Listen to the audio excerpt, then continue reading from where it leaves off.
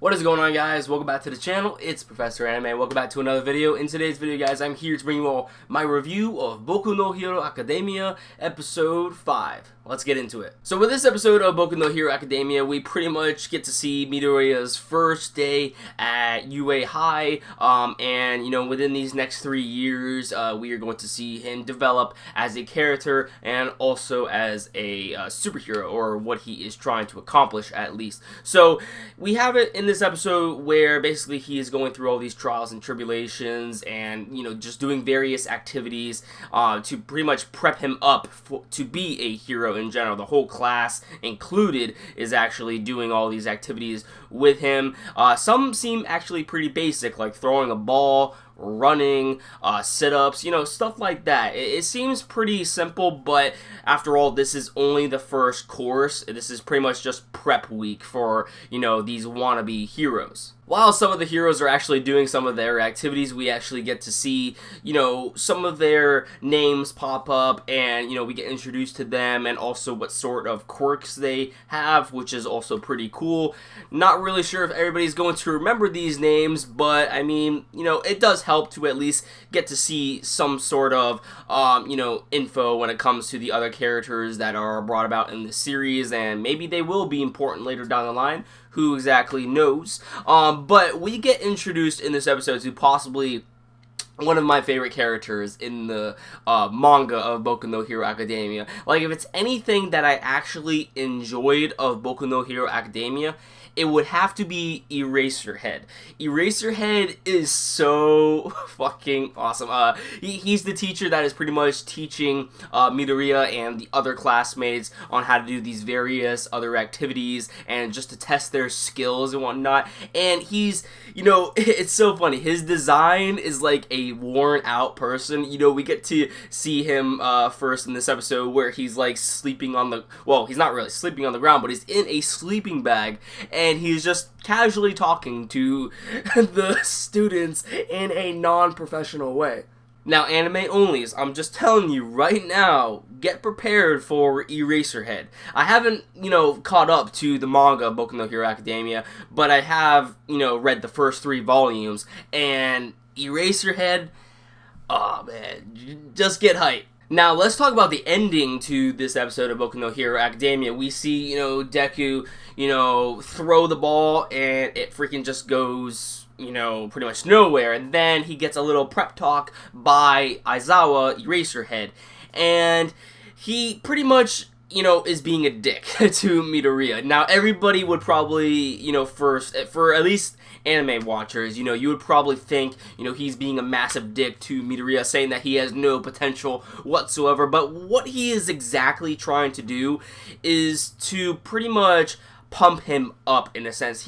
Because, like, when it comes to Eraserhead's character, you know, he's not really the strongest superhero, however, or at least as far as we know, but as you can tell by his character design, he's more of a mental sort of person. You know, that's why it always seems like he is very worn out. And what he is exactly using here is kind of like an example of reverse psychology. He is telling Midoriya, you know, that he has no potential. But inside, he secretly does see that Midoriya does have potential. In fact, he's just saying this to Midoriya in order to inspire him, in order to do better. And then what does Midoriya do? He takes that ball, and for his second try, you know, he freaking controls his power to the center of his finger instead of his whole arm this time.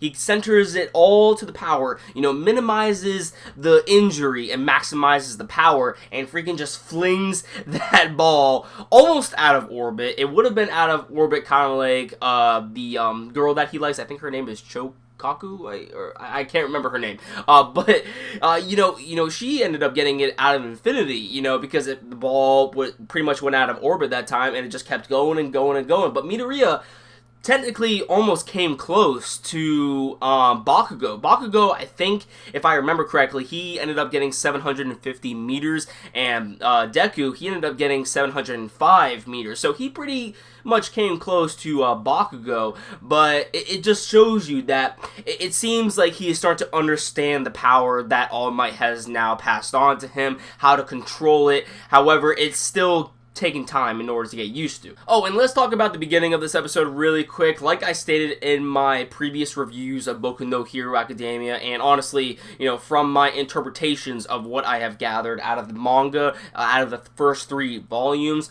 you know, it's being hinted at that All Might could possibly die in the near future because he has finally passed on his torch to Midoriya, his power, you know, and, you know, when it comes to All Might isn't really the healthiest character because he is always coughing up blood, and he has that whole problem with his stomach in general, and, you know, it seems like he doesn't really have much time left. And in this episode, we also, you know, hear from him himself, mentally speaking, that, you know, I finally found out who my successor could possibly be. I passed on the torch, and now, you know, it is up to me in order to, you know, do the best I can for my successor before I pass on. So this is pretty much implying that later down the line we could possibly see, you know, All Might end up dying because, you know, as I stated before, he is not the healthiest superhero at the moment, and, you know, it's going to take something impactful in order to really bring a change out of Midoriya. You know, All Might is helping Midoriya right now, but it's really going to take, you know, a very impactful moment before Midoriya actually ends up, you know, having an overall change in character, it seems. So we could possibly be anticipating, you know, a possible death with All Might, but that is not going to happen anytime soon. If anything, you know, if the series does continue, which it probably will, you know, we could possibly see that in Season 2. But then again, I don't know, because I haven't read that far into the manga, so I wouldn't know if All Might has, you know, died at this point. So yeah, the anime is just leaving us at subtle hints as to what sort of fate lies for All Might in the near future. But yeah, when it comes to this episode of Boku no Hero Academia, of course, I really enjoyed this episode. I mean, we got, you know, introduced to my favorite character probably of the Boku no Hero Academia series. I mean, Eraserhead, like, you can't go wrong with this character. You can't. And anime onlys, as I stated before, just wait until you actually see what he is capable of. Like, he is a complete badass. He might not look it at first, but just wait. Just wait. That about does it for this video, guys. Let me know in the comments down below on what you thought about this video. And, of course, if you like this video, don't forget to drop a like. I would greatly appreciate it. It always helps out the channel. And if you want to stick up to date to my future content on this channel as well and see more Boku no Hero Academia reviews from me or any other reviews I might throw out, then please hit that red subscribe button below and you will never miss a video from me. That about does it for this video, guys. I'll catch you all in the next one. Peace.